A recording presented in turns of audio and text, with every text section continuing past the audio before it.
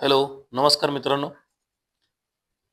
इंडस्ट्रीमध्ये काम करताना कोणी इलेक्ट्रिशियन असो, इंजिनियर असो, त्यांना सगळ्यात पहिले ड्युअल स्टार्टर येणं गरजेचं असतं. बेसिक कन्सेप्ट ऑटोमेशनमध्ये. तर हा व्हिडिओ मी तुमच्यासाठी संपूर्ण मराठीत बनवणार आहे.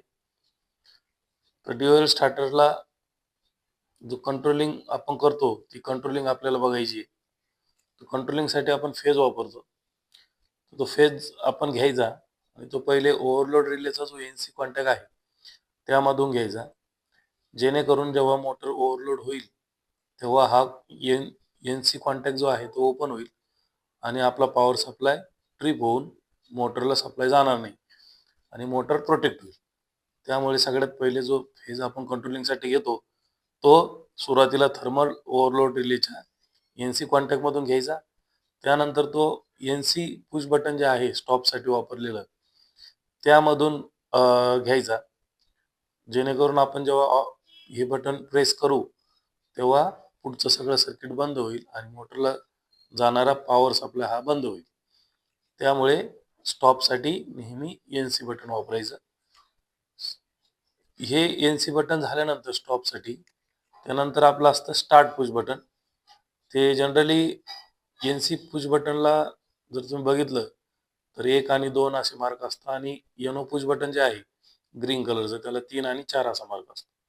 त्यानंतर NO पुश बटनमधून तो फेज पास करायचा आणि जो कॉन्टॅक्टर आहे, त्या कॉन्टॅक्टरची जी कॉईल आहे, त्याच्या A1 टर्मिनलला तो जोडायचा आणि दुसरं जे टर्मिनल आहे त्याचं A2, त्याला डायरेक्टली न्यूट्रल जोडायची. जेणेकरून जेव्हा आपण इकडून सप्लाय देऊ, तेव्हा हा कॉन्टॅक्टर होल्ड होईल व तुमच्या मोटरला सप्लाय जाईल. आता दुसरी गोष्ट, जेव्हा मी हा स्टार्ट बटन प्रेस करेल, तेव्हा सप्लाय जाईल व मोटर चालू होईल. परंतु याची स्प्रिंग ॲक्शन असल्यामुळं मी प्रेस करून सोडल्यानंतर तो परत त्याच्या ओरिजिनल पोझिशनला येईल. पुन्हा मोटर बंद होईल. तर याला होल्ड करण्यासाठी आपण हा एक दुसरा कॉन्टॅक्ट देतो, जो की ह्या हा जो मेन कॉन्टॅक्टर आहे मोटरला लावलेला, त्या कॉन्टॅक्टरचा NO पॉइंट आहे.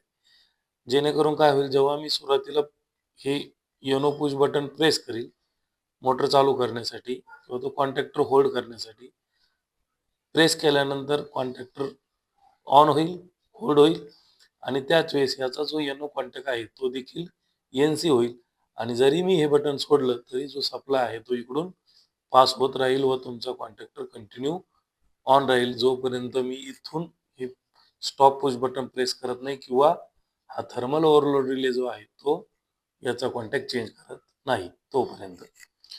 आशा करतो तुम्हाला समजलं असेल. यानंतरच्या व्हिडिओत मी तुम्हाला ॲक्च्युअल ड्युअल स्टार्टर बनवून दाखवेल. त्यामध्ये NO push button, NC push button आणि कॉन्टॅक्टर या सगळ्यांचा समावेश असेल. असेच नवीन-नवीन व्हिडिओ बघण्यासाठी चॅनलला सबस्क्राईब करा, लाईक करा आणि आपल्या मित्रांसोबत नक्की शेअर करा. कारण की सुरुवातीला या गोष्टीमुळे बऱ्याचशा अडचणी निर्माण होतात काम करताना. तर ही सगळ्यांसाठी एक मदत होईल. त्यामुळे चॅनलला सबस्क्राईब नक्की करा व आपल्या मित्रांसोबत शेअर करा. Thank you.